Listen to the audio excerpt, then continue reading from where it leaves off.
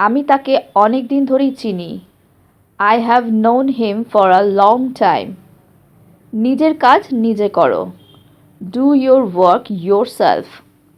আমাকে একটু ভাবতে দাও। Let me think a minute. আমি এটা নিজের চোখে দেখেছি। I saw it with my own eyes. আমাকে বিষয়ে ভাবতে হবে। I need to think about this. সে আর ফিরে আসবে না। He will not return. তুমি এটা আমাকে করতে বাধ্য করেছ।